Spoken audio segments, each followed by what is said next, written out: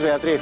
El éxito de George Soros reside precisamente en que no nos demos cuenta de a dónde nos está conduciendo y en que creamos que nuestras epidérmicas opiniones sobre cuestiones de profundo calado moral son nuestras y no inducidas por sus factorías de opinión pública. Esto no es política ficción, es realpolitik.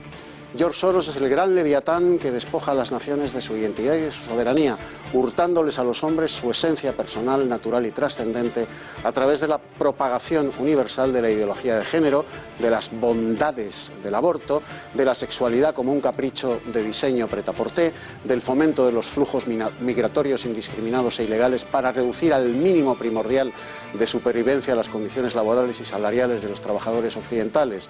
George Soros es el gran maestre y financiero de la logia universal de la globalización que pretende aplicar todo el poder coercitivo de los estados contra el cristianismo, porque solo el cristianismo hace libres a los hombres y a los pueblos y les otorga la dignidad humana que aún hoy son los frenos morales, espirituales y políticos que impide el triunfo absoluto del gran leviatán de George Soros y su maltusianismo social, esa doctrina inhumana que adecua la natalidad a la producción y no al revés, reduciendo a los hombres a meros instrumentos. Pero nosotros, pobrecillos, creemos que la globalización de Soros es un teléfono móvil muy guay y el acceso rápido a Internet. Por eso no nos damos cuenta de a dónde nos está llevando el gran leviatán de la logia globalizadora, George Soros.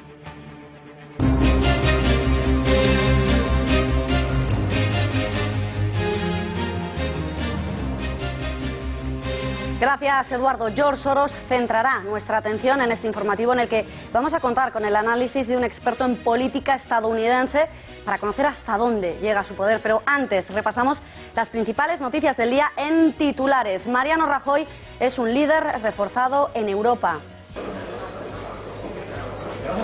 Así lo ha dicho en la mañana de este jueves Fernando Martínez Maillo al diario ABC. Quedan apenas 48 horas para el Congreso Popular y los cercanos a Génova cierran filas en torno a su líder. Saldremos a la calle para preguntarles a los ciudadanos si tienen esta misma percepción de Mariano Rajoy.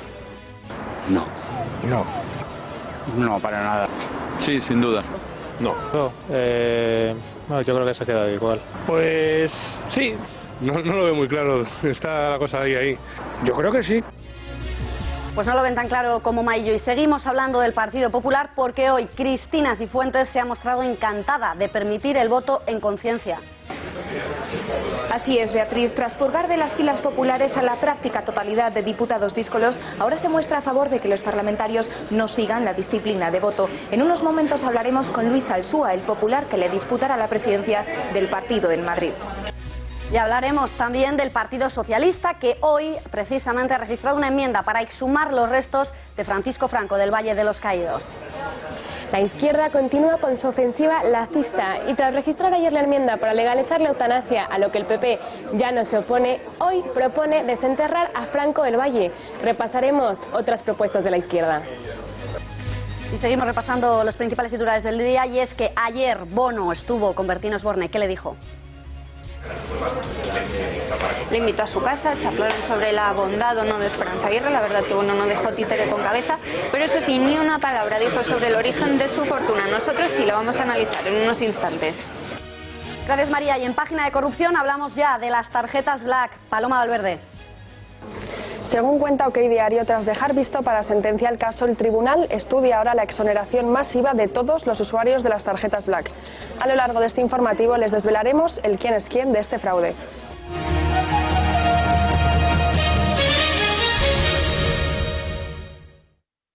Si hay un líder reforzado en Europa, ese es Mariano Rajoy. Pues ya lo han oído, un líder reforzado, ese es Rajoy. Palabras de Martínez Maillo con las que se ha quedado tan ancho a tan solo 2 días de los resultados del CIS, según el cual los españoles ponían una nota de apenas un 3,2 a Mariano Rajoy. Y aún así, bueno, hemos querido otorgar el beneficio de la duda a Maillo, sacando nuestros micrófonos a las calles para conocer qué percepción tienen los españoles del presidente del gobierno. Sí. ¿Y qué nota le pondría usted como político? Pues no lo sé, yo qué sé, pues un 8. Sí. ¿Y qué nota le pondría? 7. No. ¿Y qué nota le pondría como político? Un 5. No. ¿Y qué nota le pondría? Un 5. No, para nada. ¿Y qué nota le pondría como político? Un 3. Sí, sin duda. ¿Y qué nota le pondría? Un 9. Según la perspectiva, quizás desde una perspectiva socialista, estando en la oposición sí, que puede salir reforzado, no sé, no. ¿Y qué nota le pondría como político? Pues hombre, del 1 al 10 un 2. No, yo creo que se ha quedado igual. ¿Y qué nota le pondría como político? Un 6. Pues sí, quizás sí. ¿Y qué nota le pondría como político? 7. No lo veo muy claro, está la cosa ahí. ¿Y qué nota le pondría como político? Bueno, el político es bueno, lo que pasa es que ahora mismo la situación que tenemos estaría en un 7 más o menos. Yo creo que sí. ¿Y qué nota le pondría? Pues vamos, el doble. Y si ayer les mostrábamos una carta en la que un concejal popular acusaba abiertamente a muchos de sus compañeros de no defender los principios del humanismo cristiano que siempre, decía, habían regido en el Partido Popular, llegaba además este concejal a hacer acusaciones tan graves como la de que a Jesucristo lo traicionó uno de los suyos y que a él le habían crucificado los de su partido. Una misiva en la que además iba más allá al acusar al presidente del gobierno de liderar un partido que a día de hoy defiende el infanticidio prenatal, la ideología degenerada, mal llamada ideología de género, de mantener también la proislamista alianza de las civilizaciones, responsable también de continuar con el pro Batasuna, proceso de paz, así lo decía, con la guerra civilista, ley de memoria histórica y con todo el resto, literalmente, decía este concejal, de basura sectaria, intelectual y moral que conforma el legado de José Luis Rodríguez Zapatero. Bueno, pues si esto lo decía ayer este concejal, hoy Cristina Cifuentes ha manifestado que le parece muy acertado permitir la libertad de voto. Unas declaraciones que chocan si tenemos en cuenta que Rajoy en el Congreso y ella en la Comunidad de Madrid han conseguido que abandonasen la política a todos aquellos que no comulgaban con los nuevos postulados del Partido Popular. Sobre todo en los temas que afectan con la defensa de la vida y de la familia. Y por otro lado, el vicesecretario sectorial del Partido Popular, Javier Maroto, también nos ha sorprendido con otras declaraciones al ABC en las que afirmaba sin sonrojo que en su partido mantienen el principio de defensa de la vida. Pues a Cristina Cifuentes se ha referido Luis de Asúa, es precisamente presidente actual del Partido Popular de Chamberí y definía a Cristina Cifuentes como una política de centro-izquierda. Por ello, por ese motivo, este presidente del Partido Popular en Chamberí pretende disputarle el liderazgo en el Partido Popular de Madrid. En unos minutos trataremos de hablar con él. Nos dicen que todavía no tenemos preparado listo esta conexión en directo, pero de Génova viajamos a Ferraz, desde donde esta misma mañana ha partido la iniciativa de los socialistas de sacar los restos de Francisco Franco de su tumba del Valle de los Caídos. Para ello han presentado ante el Congreso una proposición de ley sobre memoria histórica y pedirán también la creación de una comisión de la verdad sobre la dictadura. Una enmienda que deberá ser debatida los próximos meses y que ya se presentó en su día por parte de Esquerra Republicana de Cataluña, pero no es la única ofensiva laicista y guerra civilista presentada en los últimos días por la izquierda. Hablamos ya con Almudena Martínez Bordiú. Almudena, ¿qué más propuestas en esta línea hemos visto en los últimos meses? Muy buenas noches. Buenas noches, Beatriz. Así es, hoy mismo el Partido Socialista ha registrado una proposición no de ley que se debatirá en el Pleno del Congreso en las próximas semanas para exigir al Ejecutivo la exhumación del cuerpo de Francisco Franco. Piden a la familia que entierren el cuerpo en cualquier lugar de su elección fuera del Valle de los Caídos. Asimismo, hace apenas 2 días, el Partido Socialista pedía en el Congreso regular lo que ellos llaman la muerte digna, aunque por ahora defienden que no apoyarán a Unidos Podemos en su pretensión de regularizar la eutanasia. Por su parte, la formación de Mariano Rajoy también ha decidido unirse a esta campaña. El Partido Popular no incluirá en sus estatutos su oposición a la eutanasia durante el 18º Congreso Nacional que se celebrará este fin de semana en Madrid. Otro de los pilares de esta ofensiva es el debate sobre los vientres de alquiler. Recordamos que este martes Ciudadanos creó un evento para abrir un debate sobre lo que ellos llaman gestación subrogada. Un discurso que, recordamos, lo apoya también la presidenta de la Comunidad de Madrid, Cristina Cifuentes. Muchísimas gracias, Almudena. Pues se lo contábamos hace unos instantes. A Cristina Cifuentes se refería a Luis Asúa, presidente del Partido Popular de Chamberí, como una política de centro-izquierda. Por ello, ese era uno de los motivos por los que quiere disputarle el liderazgo del PP en la capital. Hablamos ya con él para conocer cuáles son sus propuestas para gobernar el partido a nivel regional. Le saludamos ya a Luis Asúa. Buenas noches. Buenas noches. Usted se presentará como rival de Cristina Cifuentes para presidir el PP en Madrid, pero usted la define a Cifuentes como una política de centro-izquierda. Dos cuestiones. Por un lado, ¿por qué dice que Cristina Cifuentes es de centro-izquierda, un extremo que ella niega, calificándose de liberal de centro o centro-derecha? Últimamente se considera así, pero Cristina viene de una larga trayectoria de ser la parte más social o más de centro-izquierda del Partido Popular. Cifuentes dice que no subirá los impuestos. Yo creo que hay que bajar los impuestos, esa es una política liberal. Cristina dice que ya no hay que hacer privatizaciones. Yo creo que hay que hacer privatizaciones, yo creo que en la subsidiariedad del Estado, es decir, el liberalismo es mucho más que una actitud, tiene un contenido ideológico muy importante que Cristina Cifuentes, pues de forma cosmética, quizá diga que es liberal, pero no lo es. ¿Y haría usted ese mismo tipo de políticas de Cifuentes? De las de Cristina Cifuentes.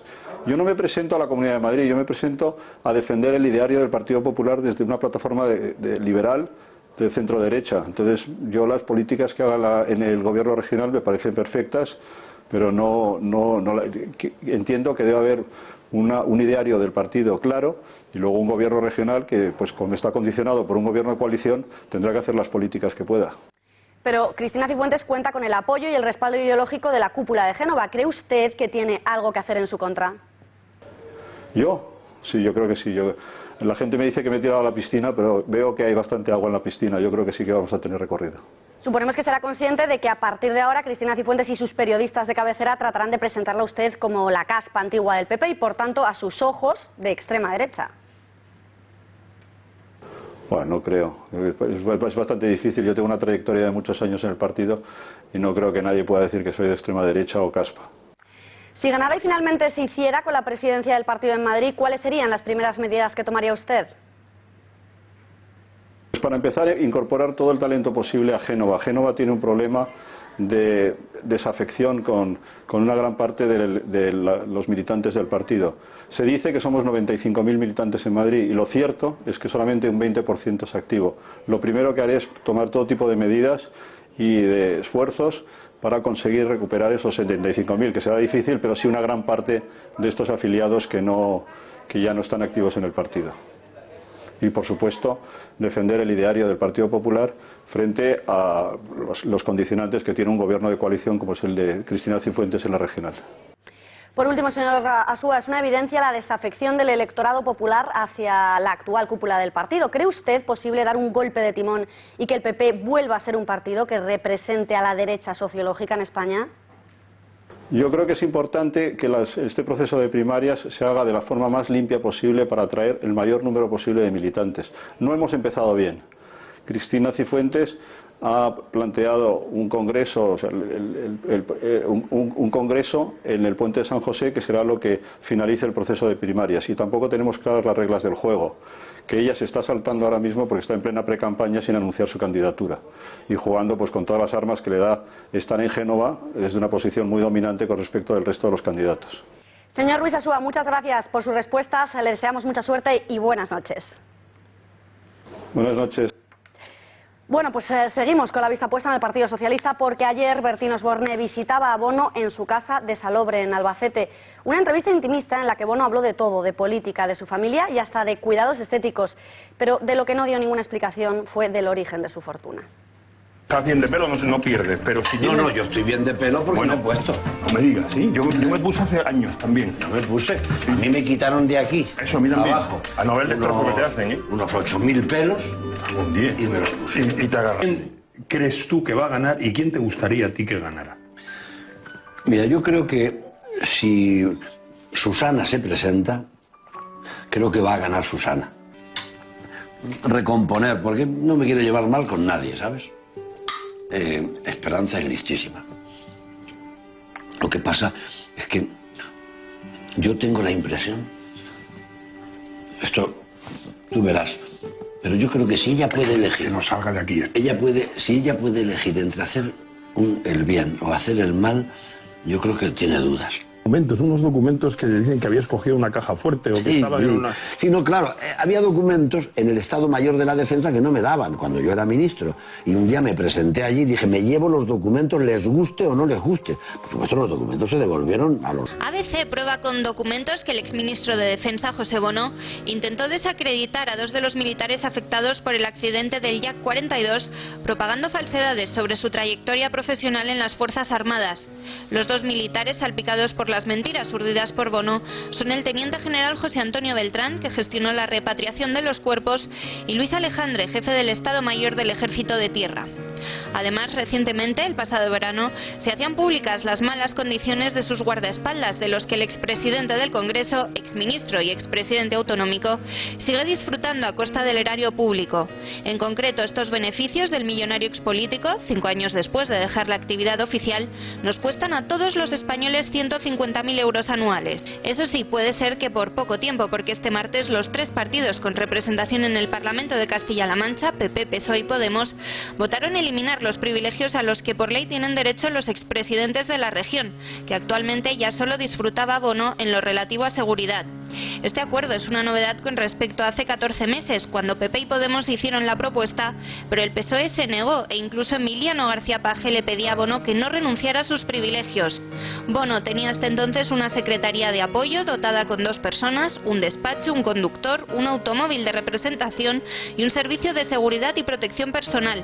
Tras el escándalo se vio obligado a renunciar a parte de estas prebendas. Hace 2 días volvía a saltar a los medios al pedir la Guardia Civil que también renuncie a que la benemérita custodie un chalet suyo en Toledo que está vacío. El exministro no solo no lo ha hecho, sino que exigió a este cuerpo que detuviera a 2 fotógrafos de ABC que tomaron fotos del exterior. El nombre de Bono se ha visto envuelto desde hace años en asuntos poco claros. El diario de esta casa, La Gaceta, ha desvelado numerosas exclusivas referentes al político, como las peticiones de publicidad que hizo a varios empresarios del IBEX 35 para su hípica, en la que tuvo contratados trabajadores ilegales, o la compra del famoso ático de más de 600.000 euros que hizo su hija cuando solo contaba con 24 años, sin olvidar escándalos mayores como el de su enriquecimiento mientras estaba en política, llegando a amasar un patrimonio de 6 millones de euros por el que tuvo que dar explicaciones en el Congreso. Normal, el poco cariño que tiene a este grupo de comunicación. Todas las denuncias, todas las querellas fueron archivadas por unanimidad del Tribunal Supremo y todas se basaban en recortes de un periódico. Ahí está Maruenda, que algo puede decirles al respecto. El periódico era La Gaceta, dirigido por aquel Carlos Dávila. El grupo era Intereconomía, propiedad, entre otros, de Rato. Eduardo, ¿qué te pareció el programa en el que Bono invitó a Bertín a su casa, a la casa que tiene en el pueblo, en Salobre? Bueno, pues, querida Beatriz, como una reinona del papel cuché, José Bono, que es justo lo que hay debajo del peluquín que oculta tantas cosas, además de su calvicie, recibió en su casa a Bertín Osborne y a su programa amablemente intimista, que buscando la falsa complicidad del entrevistado, acaba convirtiéndose en cómplice involuntario del personaje. La impostada campechanía de cateto ilustrado de Bono, al que tanto le gusta disfrazarse, no es más que el maquillaje con el que oculta su biografía, sus tendencias, sus caprichos y, lo que es más importante, su inmensa fortuna. Se negó a explicar otra vez de dónde ha salido el gigantesco patrimonio acumulado con sus sueldos oficiales. Bertín tuvo el valor de preguntárselo, pregunta que, por cierto, jamás le ha hecho la agencia tributaria a José Bono. A los españoles, Bertín, no nos interesa nada qué le gusta a Bono, cómo le gusta, ni cómo hace migas manchegas, ni buenas migas con sus amigos. A los españoles nos interesa cómo es posible que haya acumulado un patrimonio digno de los eunucos del gran sultán otomano, siendo primero un triste pasante del despacho de Tierno y después un lamentable político de la factoría socialista.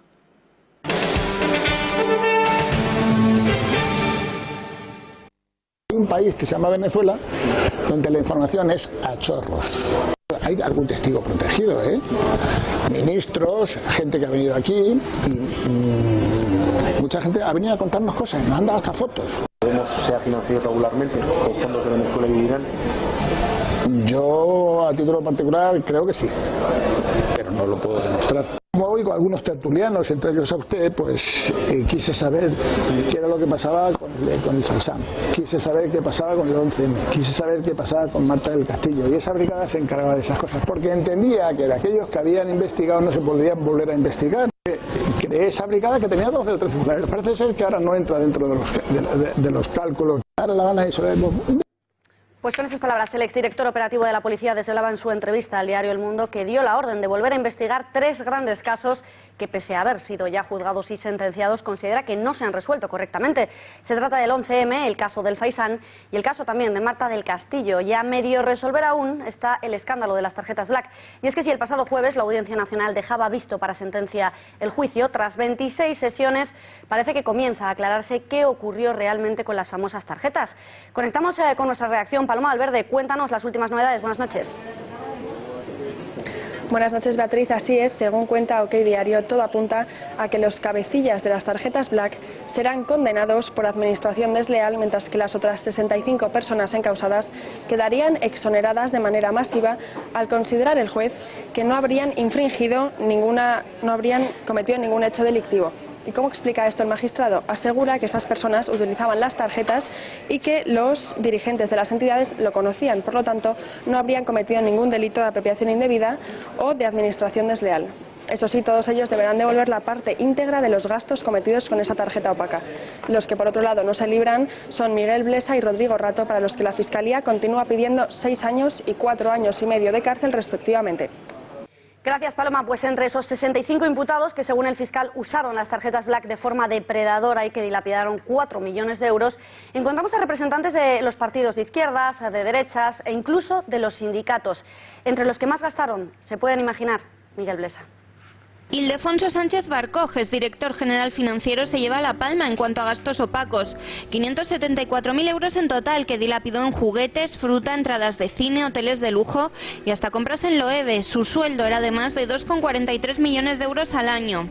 José Antonio Moral Santín, representante de Izquierda Unida, que ingresaba 526.000 euros al año como consejero de Caja Madrid, gastó además otros 456.000 euros, entre otras cosas en comidas en restaurantes, algunas de ellas en el exclusivo Zalacaín. Ricardo Morado, el que fuera responsable de sistemas y organización de Caja Madrid, ahora trabaja en el Santander, es un experto en informática que no quiso dejar rastro de sus gastos. Sacó en cajeros 448.300 euros.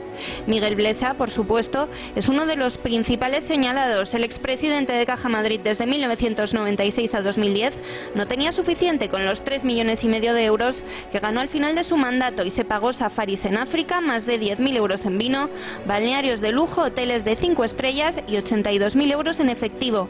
En total 436.000 euros. Matías Amat, que era el número 3 de la entidad y amigo de Blesa, que le puso un salario de 2,43 millones, era el director general de Caja Madrid, procedente de Citibank, y también tenía gustos refinados, como demuestran sus gastos en Loewe, Hermès o la joyería Tiffany, que rondan los 431.000 euros. Sin olvidar a Ramón Espinar Gallego, padre del senador de Podemos Ramón Espinar, que en muchas ocasiones se ha pronunciado sobre la corrupción de las tarjetas Black. El padre, que es exalcalde de Leganés, expresidente de la Asamblea de Madrid y exconsejero por el PSOE, gastó 178.400 euros.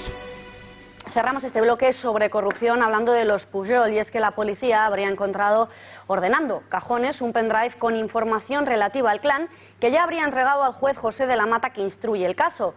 Este juez ya ha trasladado su preocupación ante una posible nulidad del procedimiento por las pruebas, dice, de origen desconocidas entregadas por la Policía Judicial.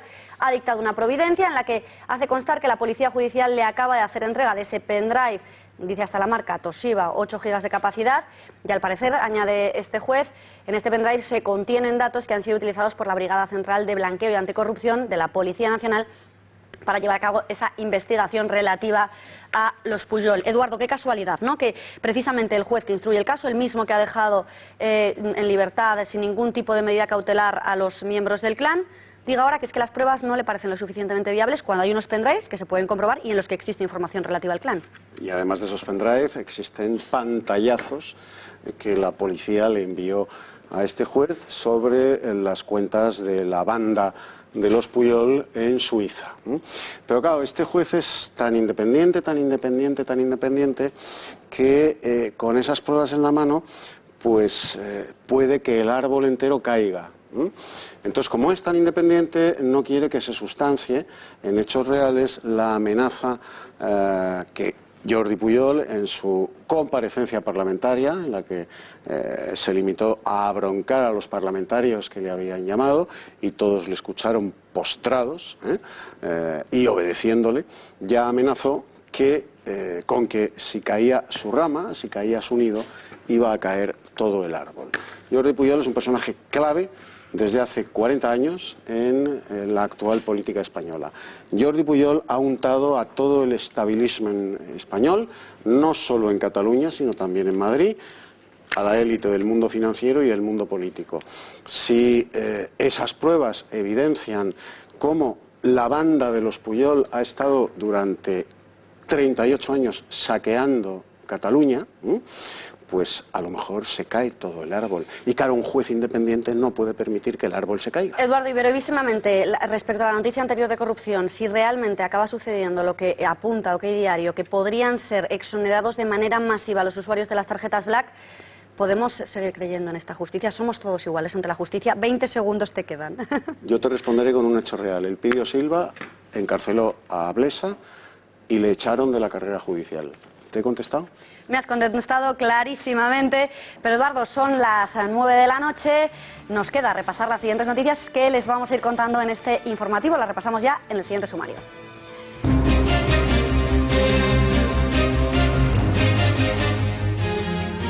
En el juicio a Artur Mas en el Tribunal Superior de Justicia de Cataluña, la Fiscalía mantiene su petición de 10 años de inhabilitación justo el día en el que una de las directoras del colegio público, que fue presionada para entregar las llaves de su centro escolar, declara que la amenazaron, incluso deseándola quemarla viva si no se plegaba a la ilegalidad manifiesta del 9N. Les contaremos en este informativo todos los argumentos y evidencias que destruyen las coartadas de Mas, Ortega y Rigau. A 48 horas del Congreso de Vistalegre, Pablo Iglesias confiesa arrepentirse de haberle dado tantísimo poder a Íñigo Errejón. Por su parte, el todavía número 2 de Podemos y ex íntimo de Pablo Iglesias dice que la formación morada no saldrá rota de Vistalegre, pero sí tocada. ¿La política hace amigos o enemigos? ¿O convierte a los amigos de ayer en los enemigos de hoy? Repasaremos los casos de íntimas enemistades en la política española e internacional. ¿Se equivocó Pablo Iglesias al depositar tanta responsabilidad en una sola persona dentro de la dirección de Podemos? Sí, pero fue un error colectivo. Según el informe elaborado por la Fundación FAE sobre la cumbre de la Unión Europea en Malta, la Unión se debate a día de hoy entre la resistencia y el apaciguamiento respecto a Donald Trump. Hablaremos con Javier Rupérez, diplomático que fue embajador de España en Washington, para preguntarle la postura de la Unión ante la nueva administración Trump. Y en nuestra sección de Cita con la Historia hablaremos con Fernando Paz, profesor, escritor e historiador, sobre la figura de Jorge VI, padre de la actual reina de Inglaterra, que accedió al trono por descarte y abandono de su hermano Eduardo VIII, que cambió la corona de Inglaterra por la divorciada norteamericana Wallis Simpson.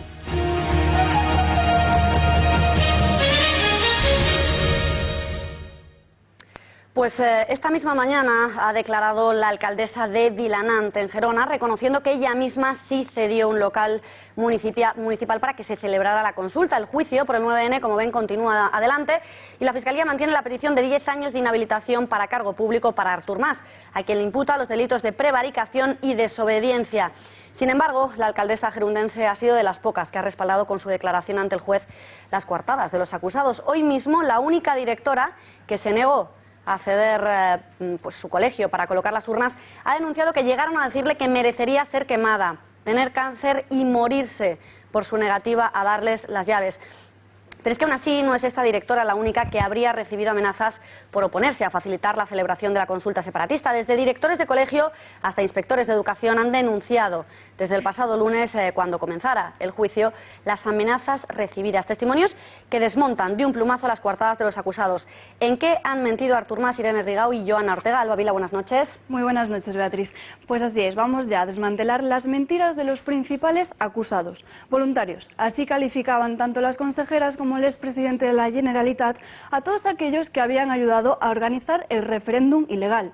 Sin embargo, en su testimonio ante el juez, la directora de uno de los colegios aseguraba haber recibido presiones por parte de la Generalitat por no querer entregar las llaves sin una orden escrita. Me sentía muy violenta porque les tenía que decir que no le daba las llaves sin orden escrita, y le dije: no es que quiera desobedecerla. Y ella me cortó y me dijo: pues parece que quieras desobedecerme. Declaraciones confirmadas por un inspector de educación que afirmaba que 2 de los colegios fueron obligados a abrir para que los separatistas colocaran sus urnas y que él mismo les recomendó no hacerlo sin una orden por escrito. ¿De verdad eran tan voluntarios los supuestos 40.000 voluntarios a los que los acusados imputan la ejecución de la consulta? Escuchen. Va dir una frase i la vaig comentar a la meva... quan vaig prestar declaració en la fase d'instrucció, que després va sortir fins i tot a la premsa, em va dir textualment que la directora dels serveis territorials s'havia posat furiosa quan li havien demanat que donés instruccions per escrit. Por su parte, Francesc Homs aseguraba que desconocía las consecuencias que podría acarrear la celebración de un referéndum, un aspecto que habló con Artur Mas, al que le aseguró que la consulta no era ilegal. Resulta un poco extraño que el exconsejero no conozca todavía la ley española. Más todavía, después de la orden de suspensión del Constitucional del día 13 de octubre y, por consecuencia, el bombardeo de titulares de los medios de comunicación. Nosaltres no estem cometent cap irregularitat, cap il·legalitat i encara menys cap acció que pugui ser tipificada en el terreny penal. Y asegura no conocer las consecuencias a pesar de haber encargado y recibido las urnas para poder celebrar la consulta una vez que el Constitucional había ya vetado su celebración. Así lo dijo el empresario que facilitó las urnas a la Generalitat. En una relación de centros de la provincia de Barcelona, que es donde nosotros teníamos que entregarlo.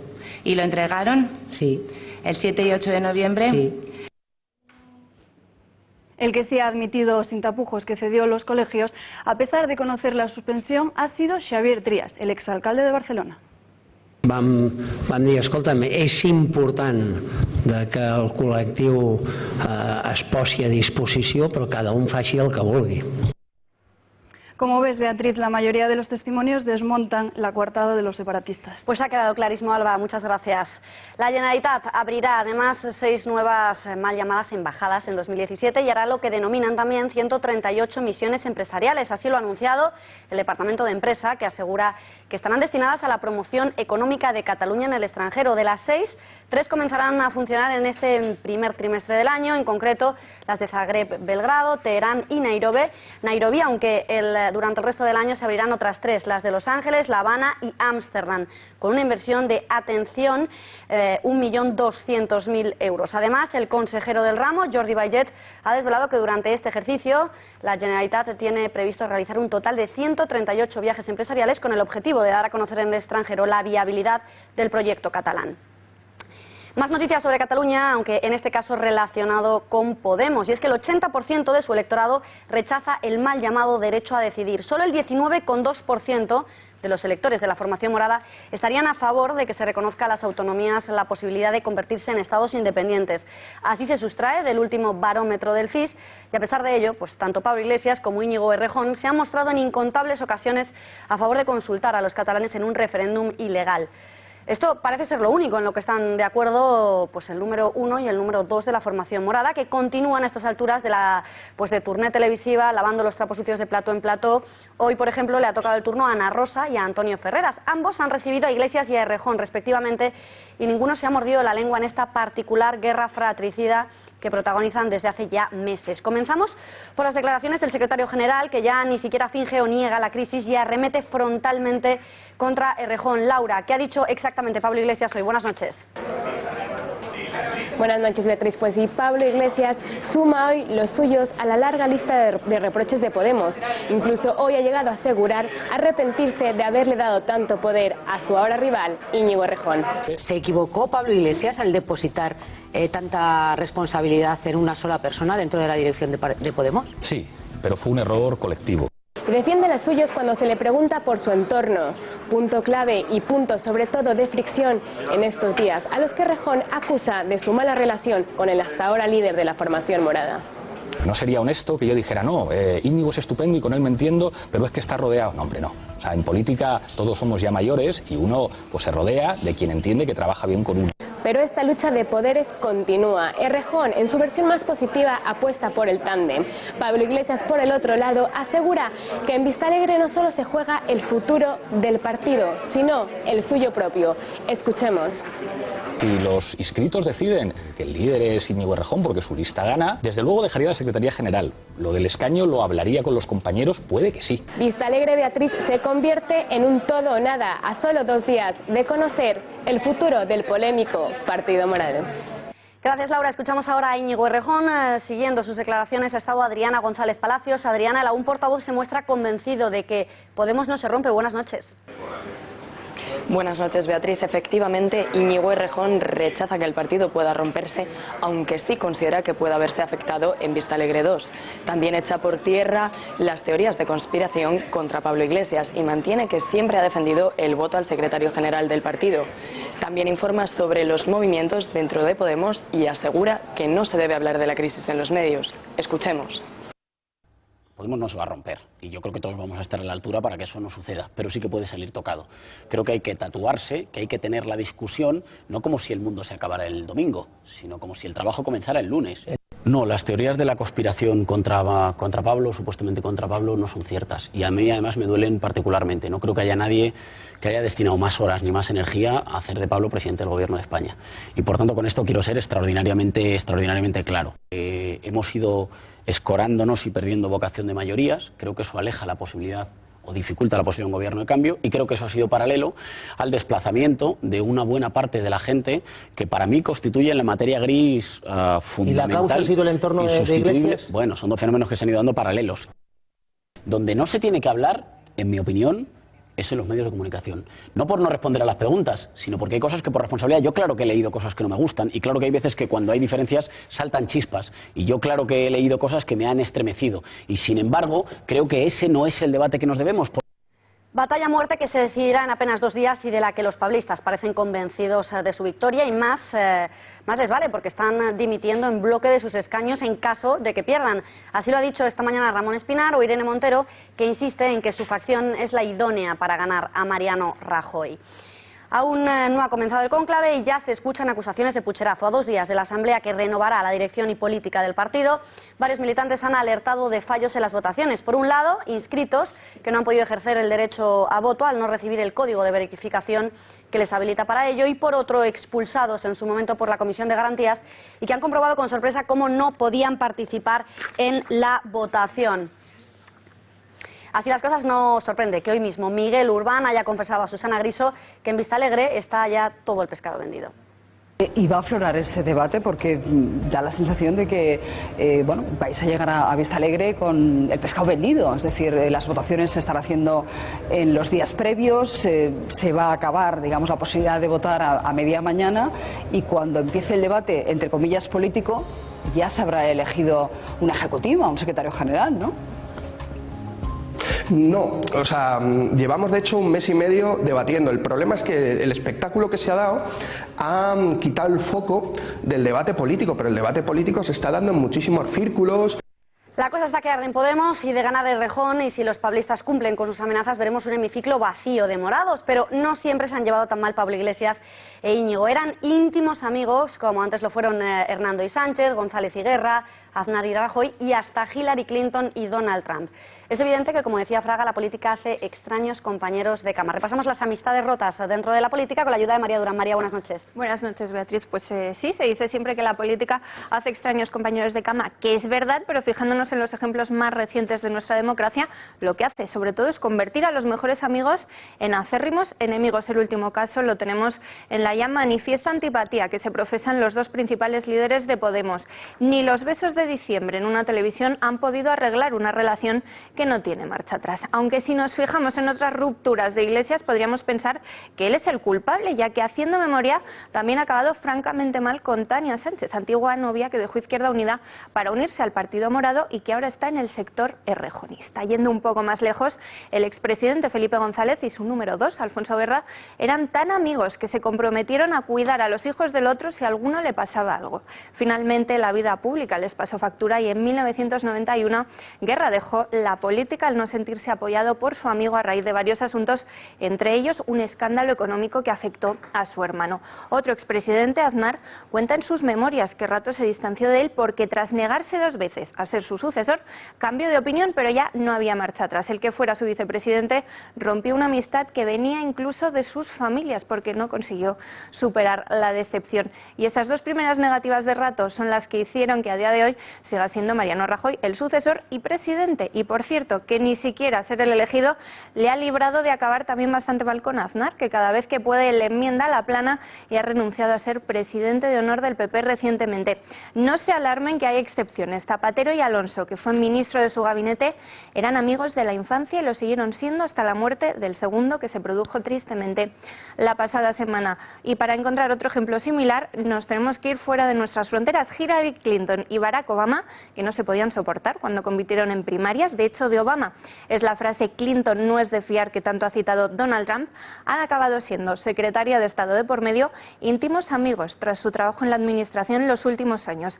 Pero en general, basándonos en estos casos, parece que la política no es la profesión ideal si se quiere tener muchos amigos. Beatriz. Muchas gracias, María. Las enemistades a cuenta del poder no son nada nuevo en la historia. Hemos visto pues, infinidad de casos en la historia en los que hemos visto esos ejemplos de cómo antiguos amigos se convertían en íntimos enemigos. Eduardo. Pues sí, efectivamente, Beatriz, nada nuevo bajo el sol declinante de Podemos, que en Vista Alegre escenificará el gen cainita de la política que nace en Troya con Héctor y París y con Agamenón y Menelao. Desde luego, ninguna de las novias podemitas, añejas o actuales, puede compararse en belleza con Helena de Esparta, que separó y enfrentó a 4 hermanos al convertirse en Helena de Troya. Pero en Vista Alegre sí va a arder Troya, porque Iglesias y Errejón se odian con la furia con la que solo llegan a odiarse los hermanos emponzoñados por intereses divergentes. Esto empieza con Caín y Abel, pero en la versión podemita los 2 son Caín, pues ninguno es tan bueno como Abel. La historia está llena de íntimos amigos que acabaron asesinándose por el plato de lentejas del poder y por la primogenitura del mando. César acabó asesinado por todos aquellos a los que colmó de clemencia y dones. Alejandro Magno asesinó a Clito el Negro, con el que se había criado y al que le debía la vida porque se negó a postrarse ante él, tal y como Errejón se niega a arrodillarse ante Pablo Iglesias. Lenin asesinó a sus camaradas anarquistas, de los que decía que son estupendos para hacer la revolución, pero que después es conveniente matarlos a todos. Stalin asesinó a Trotsky, y de Vista Alegre Pablo Iglesias saldrá a hombros o Irene Montero llevará luto por él. A ver si hay suerte.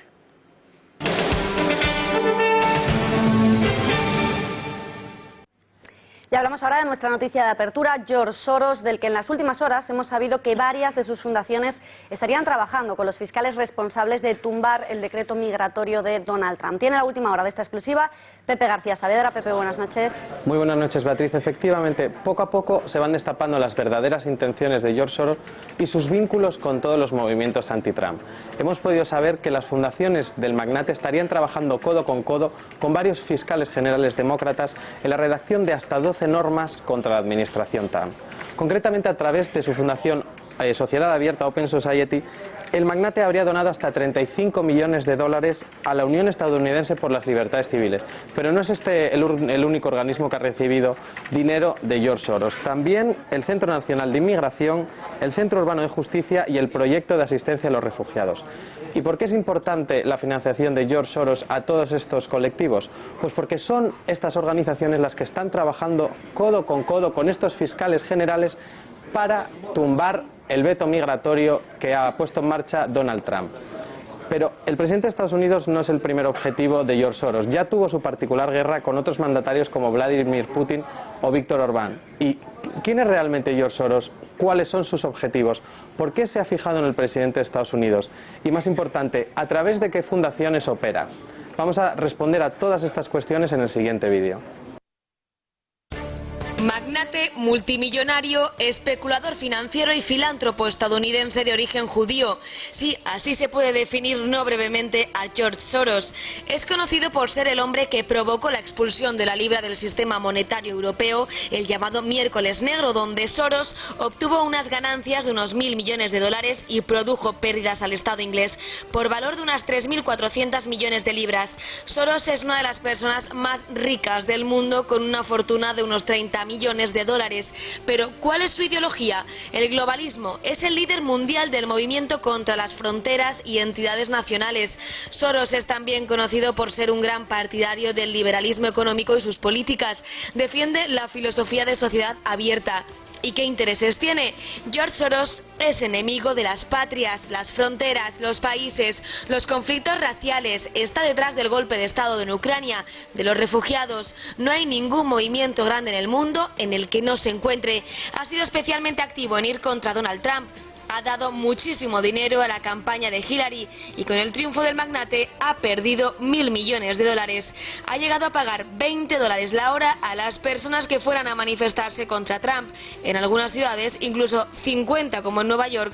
Todo por su afán de acabar con el presidente electo. Putin y Orbán, dos de sus otros enemigos principales. Ambos han prohibido la presencia de las ONGs de Soros, ya que él las ha utilizado durante años para controlar muchas de las decisiones importantes de Rusia y Hungría. Y en la actualidad se ha jugado su fortuna a una sola carta: vetar a Trump. Lo ha apostado todo. Ya solo le queda esperar si gana o pierde.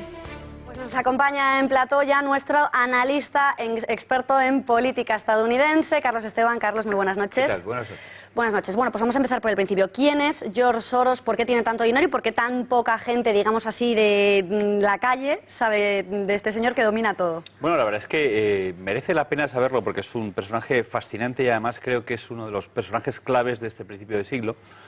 George Soros es un financiero internacional que ha hecho su dinero... Sí, húngaro. Bueno, húngaro es complicado. Está por ver. No, sí, es húngaro, pero vamos a ver, su padre es un judío alemán que se instala en Hungría, cambia de apellido, que se llama Schwarz, cambia a Soros, es un esperantista.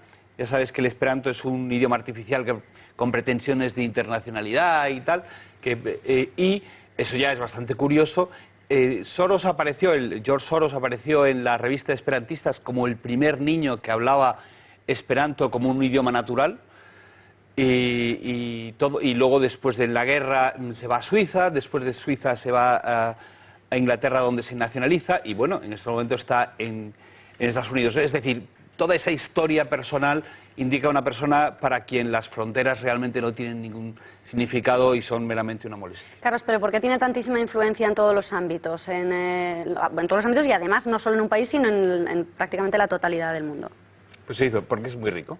¿Y por qué es muy rico? ¿Cómo se hizo tan rico, Carlos? Se hizo rico fundamentalmente especulando, que es como... Es decir, cuando lo que vendes y compras es el dinero, es como consigues más dinero. Es decir, normalmente la gente muy rica sale de los mercados financieros, porque es donde está el dinero.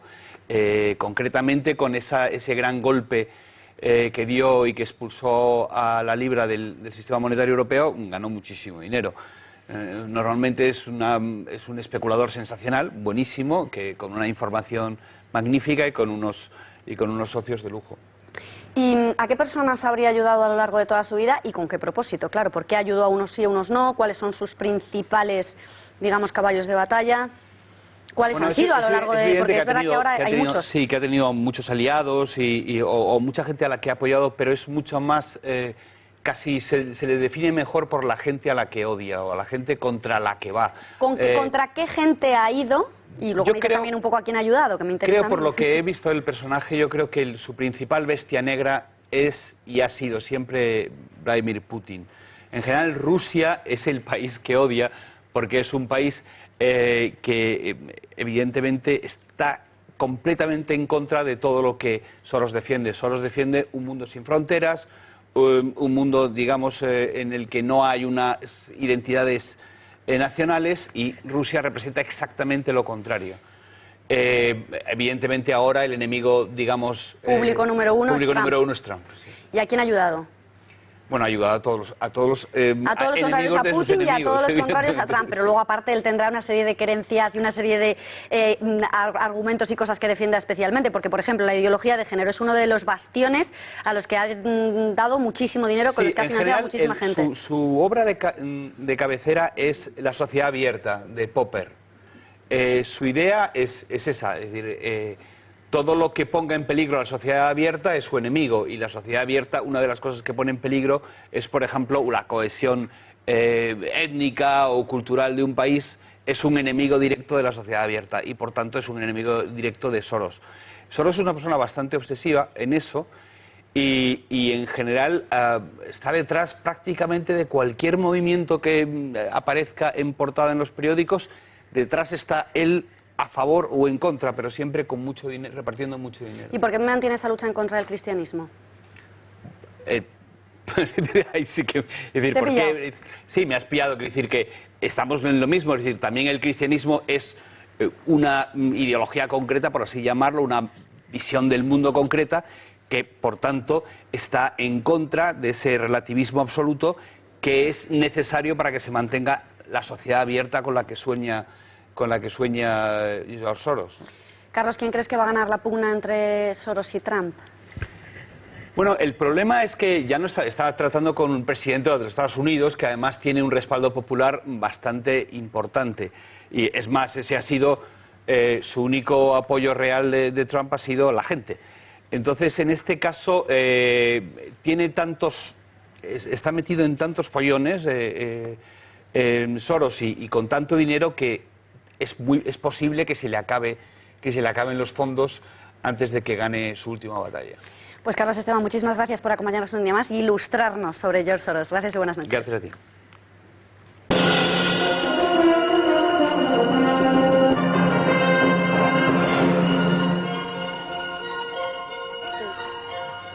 El 9 de febrero de 1952, hace ahora 65 años, moría Jorge VI, el padre de la actual reina de Inglaterra. Fue el monarca que presidió la liquidación del imperio, aunque eso no significa que fuera el único responsable. Fernando Paz, buenas noches. Muy buenas noches.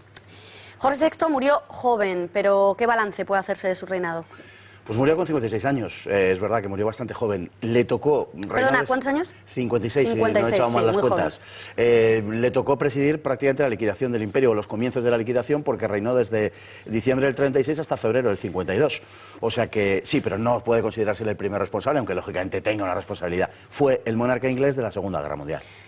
Además, Paz, en lo personal sufrió bastantes adversidades, han hecho incluso películas, tenía una serie de problemas para hablar en público. ¿Qué le pasaba? Pues que era tartamudo, por ejemplo, que era zurdo, lo cual para la época era un gran problema.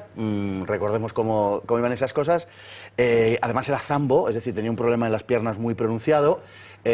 Bueno, como has dicho, era un chico era un chico que lloraba por cualquier cosa, era un chico miedoso, porque normalmente la aristocracia británica de entonces no se ocupaba de la crianza de los hijos. Y él, por la noche, por ejemplo, pues tenía mucho miedo, y durante toda su infancia, al parecer, el chaval, que se llamaba Albert, realmente, no Jorge, pero bueno, lo pasó muy mal, Paz, es que además en realidad a Jorge VI no le correspondía haber reinado, puesto que el rey debería haber sido Eduardo VIII. ¿Qué es lo que pasó exactamente? Que se cruzó Wallis por ahí, ¿no? Se cruzó una señora, una divorciada, 2 veces divorciada, norteamericana, que en la Inglaterra de aquella época, bueno, en el mundo de aquella época, lo que ha llovido, y sobre todo lo que ha llovido en Inglaterra, era algo intolerable para que un rey se casara con ella, ¿no? Y además, los 2 maridos estaban vivos, porque si hubiera divorciado y hubieran muerto sería otra cosa, pero estaban vivos. Y Eduardo VIII tuvo que elegir entre el trono y la señora Simpson. Eligió el trono en diciembre del 36, perdón, la señora Simpson en diciembre del 36, pero también hubo una serie de enjuagues políticos por detrás, porque no interesaba que Eduardo VIII fuera rey de Inglaterra. ¿Por qué? Porque era germanófilo y en aquel momento el gobierno alemán lo dirigía Adolf Hitler. Además, también es importante, Paz, que el rey o reina de Inglaterra son la cabeza de la Iglesia anglicana, algo que a veces se nos olvida y, claro, es fundamental en este caso, por ejemplo. Evidentemente, entonces eso le impedía, digamos, reinar al casarse con una divorciada en aquella época. Además, bueno, son la cabeza de la Iglesia anglicana a título muy simbólico, o sea, tampoco es que vayan a definir ninguna cuestión religiosa, pero efectivamente sí, era incompatible. Paz, pues nos queda un minuto, pero volviendo rápidamente a Jorge VI, lo cierto es que como político no fue nada torpe. No. Íntimo de Churchill, por cierto. Fue íntimo de Churchill, al que él elige frente a Lord Halifax el 10 de mayo del 40. Además, apoyó a Chamberlain antes, también en la política apaciguadora, y fue como político bastante hábil. Fue el primero, en un crucero, y para que te hagas una idea, jugó al tenis con un negro, lo cual era insólito en aquella época, y levantó la expectación y la admiración de todo el mundo, o sea... Bueno, señores, pues hasta aquí el informativo de hoy. Si se han quedado con ganas de Fernando Paz, pues ya lo saben, Tiempos Modernos, que continúa aquí. Gracias y buenas noches. Volvemos mañana.